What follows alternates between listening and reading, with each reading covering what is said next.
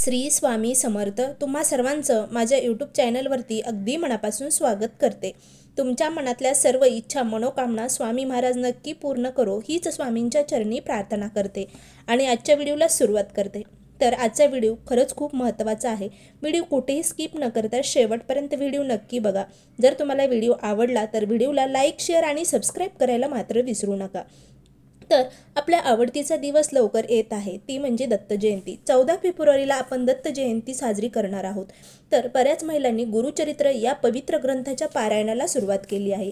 तर काही महिलांनी श्री स्वामी चरित्र सारामृत या ग्रंथाचे पारायणाला सुरुवात केली आहे.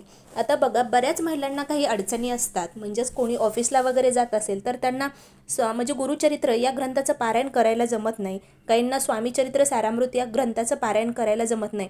तर त्यांनी दुसऱ्यासुद्धा सेवा केलेल्या आहेत. म्हणजेच 11 माळी जप करणं, तारक मंत्र, असे अगदी 10 ते 15 मिनिटाच्या ज्या सेवा आहेत त्या आपल्या हाताने घडाव्यात याच्यासाठी बऱ्याच महिलांनी काही ना काहीतरी सेवा चालू केलेल्या आहेत.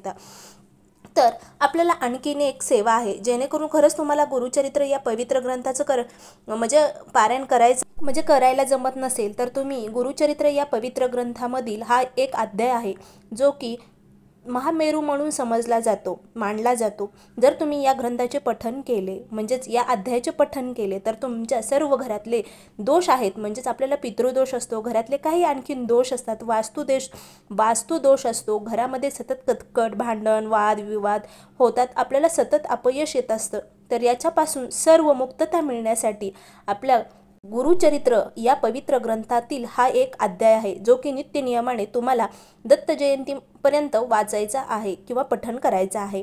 बघा, जर तुम्ही दररोज नित्य नियमाने जरी घरात या अध्यायाचे पठण केले तर नक्कीच तुमच्या घरातले सर्व दोष नाहीसे होण्यास तुम्हाला मदत होईल. आता हा अध्याय कशा प्रकारे पठण करायचा, कसा संकल्प करायचा किंवा कोठे करायचा या अध्यायाला सुरुवात, म्हणजे घरी करायचं की मठामध्ये करायचा, जसं तुम्हाला शक्य होईल तसं तुम्ही नक्कीच या सेवेला सुरुवात करा. तर आता तुम्हाला संकल्प करून जर सेवा करायची असेल, संकल्पयुक्त सेवा करणे म्हणजेच काय बघा, वैशिष्ट्य तुमच्या मनामध्ये एखादी इच्छा आहे, इच्छापूर्तीसाठी जर तुम्ही देवतांना प्रसन्न करण्यासाठी, दत्तगुरूंना प्रसन्न करण्यासाठी जर या अध्यायाचे पठण करणार असाल तर तुम्ही संकल्प नक्की करा. जर तुम्हाला असं वाटत असेल की माझ्या हातातून एकतरी सेवा व्हावी, याच्यासाठी जर तुम्हाला गुरुचरित्र या पवित्र ग्रंथातलं जो अध्याय आहे एक, तो म्हणजे 14वा अध्याय, जे की तुम्हाला पठण करायचं आहे. कसं आहे ना की आपल्या हातून होणारी कोणतीही सेवा लहान किंवा मोठी नसते, पण आपण निस्वार्थ आणि श्रद्धेने केलेली सेवा हीच स्वामींच्या चरणी, दत्त महाराजांच्या चरणी अर्पण होत असते. म्हणून आपल्याला एक सेवेला सुरुवात करायची आहे. तर 14वा अध्याय जो आहे गुरुचरित्र या ग्रंथातला, तर आपल्याला या ग्रंथाचं या अध्यायाचं पठण केल्याने, या अध्यायाचं वाचन केल्याने सर्व संकट आपल्यावर जे आहेत ते दूर होतात. या अध्यायामध्ये वर्णन केलेले आहे की गुरु नरसिंह सरस्वती यांनी त्यांच्या शिष्य सय्यदेव यांना भयानक स्थितीतून कशा प्रकारे मदत केली किंवा कोणतेही आपल्या जीवनातले जे संकट आहेत, जे सुटत नसतील, अडचणीपासून आपल्याला मुक्तता मिळत नसेल, तर या अध्यायाचा खूप प्रभावीशाली असा हा उपाय आहे किंवा या अध्यायाचं पठण केल्याने आपल्या सर्व इच्छा मनोकामना पूर्ण होतात. त्याचबरोबर आपल्यावर येणारे जे अडचणी आहेत त्यापासून आपल्याला मुक्तता मिळण्यासाठी खूप प्रभावीशाली हा अध्याय आहे. जीवनातल्या संकटाचा नाश होतो, मन शांती आणि समाधानी आपल्याला प्राप्त होते. सद्गुरू कृपेने, दत्त महाराजांच्या कृपेने आपण जीवनाच्या महासागरातून सहज विराह करू शकतो. म्हणून हा खूप प्रभावी असा 14वा अध्याय आहे जो की आपण महामेरू म्हणून समजला जातो गुरुचरित्र या पवित्र ग्रंथातला.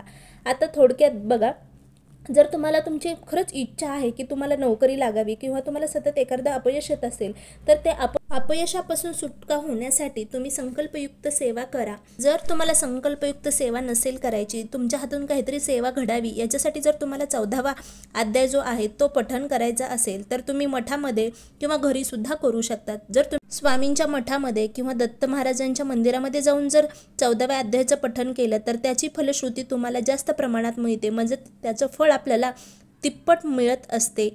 तर या प्रकारची छोटीशी सेवा जी आहे तुम्ही नक्कीच दत्त जयंतीपर्यंत तुम्हाला करायची आहे. म्हणजे 14व्या अध्यायाचं पठण तुम्हाला करायचं आहे. गुरुचरित्र या पवित्र ग्रंथाचं पारायण करायला जमत नसेल तर 14वा जो अध्याय आहे ते तुम्हाला पठण करायचं आहे. आणि जे काही तुमच्या जीवनातले संकट आहेत ते नक्कीच तुम्हाला दूर करण्यासाठी दत्त महाराज, स्वामी महाराज मदत करतील.